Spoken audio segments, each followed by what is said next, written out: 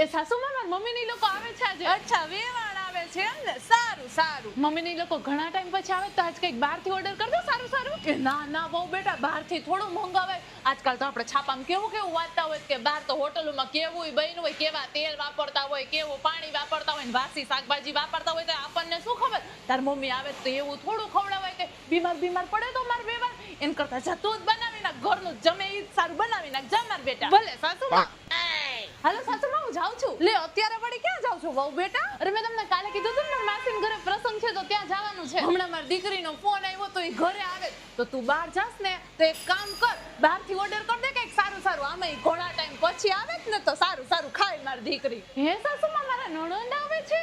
એ પણ નાના સાસુમાં બહારથી થોડી ઓર્ડર કરાય. તમે તે દિવસે કહેતા હતા કે બહારનું તો કેવું આવે, કેમ ખબર કેવા તેલ વાપરતા હોય, કેવું પાણી વાપરતા હોય, વાસી શાકભાજી વાપરતા હોય તો સાસુમાં ઈ ખાઈને મારા નણંદ બીમાર પડે તો સાસુમાં. એના કરતા એક કામ કરો, તમે નવરાત બેઠા છો ને તો તમે બનાવી નાખો.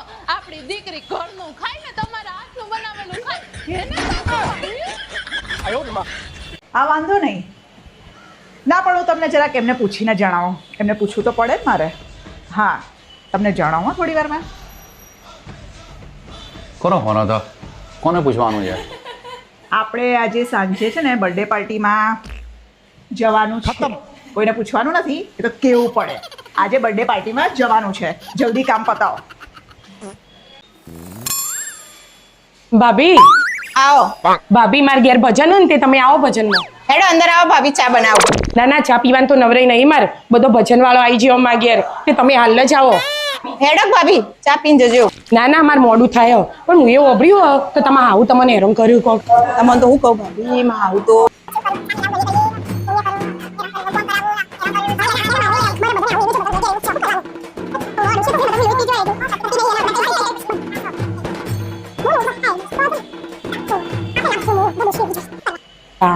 એ કઈનો તને વધું કોઈ પંચાયત કરે તું બધાને પતિ જો પતાડીએ પતિ જાય નથી તું પંચાયત માંથી ઊંચી નહીં આવી લે હેડ ઘેર હેડ હવે અંધારું થઈ છે લે હેડ માંથી ઊંચી આપી ના ઘરે આવતા કેટલી વાર લાગશે? વાર લાગે, મને ઓફિસે બહુ કામ છે. કઈ નહીં, તો બાજુવાળા કાજલ ભાભી આવેલા છે, એમની સાથે બહાર જવાનું હતું.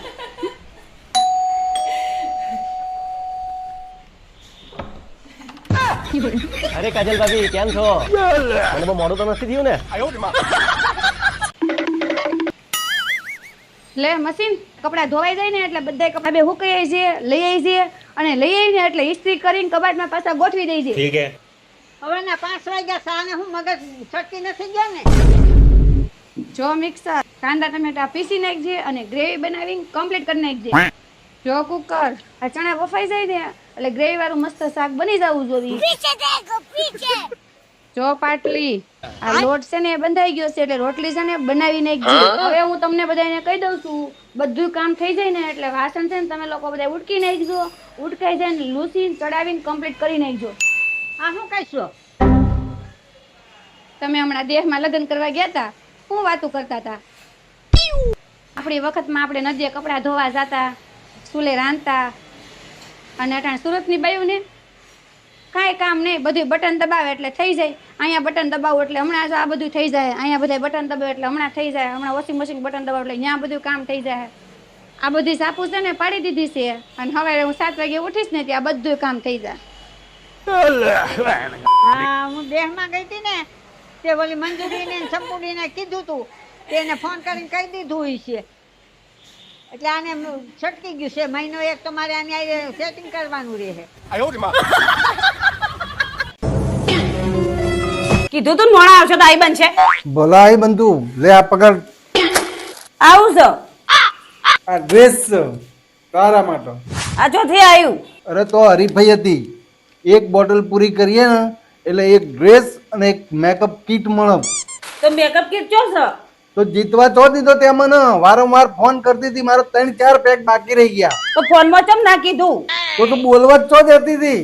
તો એક કામ કરો, પાછા જાવ મેકઅપ કીટ લઈને આવો. આખી બોટલ પૂરી કરવી પડશે. હા હા કરી નાખજો. જોજે હું જીતી જ જાય. હા હા તમે જીતવાના જ છો. હારું જો 2 બોટલ ઉપર 2 સાડીઓ પણ છે. હર દર સાડીઓ લેતા આવજો અને 2 બોટલે પૂરી કરી દો. જો પાકું? હા હા પાકું. આવો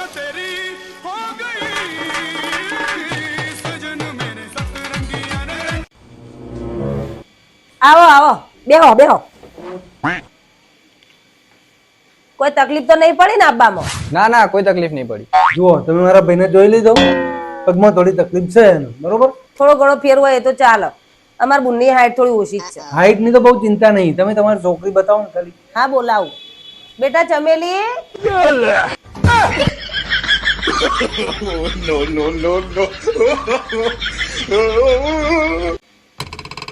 મમ્મી 50 રૂપિયા આપ ને. શું કરવા આવે તારે? માજા પીવી.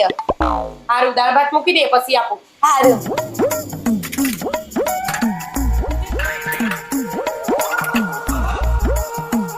લે મમ્મી 50 રૂપિયા. દાળ ભાત મેલ દીધા? હા મેળ દીધા. હાલો 50 ના બદલે 100 આપ્યા.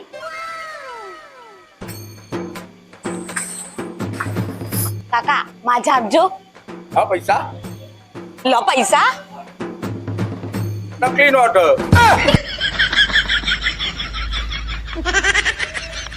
હેડો ખાવા. હા હેડો.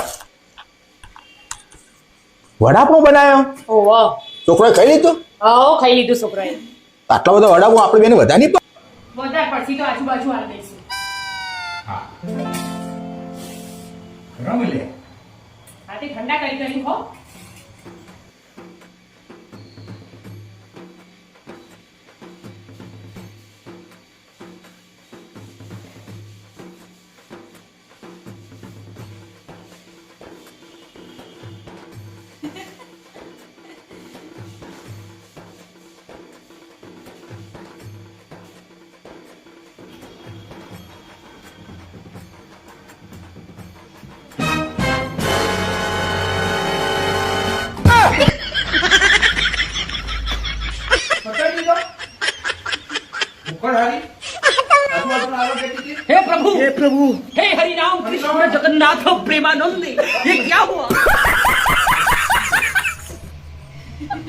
પપ્પા મમ્મીને કોઈ સમજાવું ને તો સમજાવી દો. આખો દામાં કોમ જ બતાય કરતી હોય છે. શું થયું પાછું?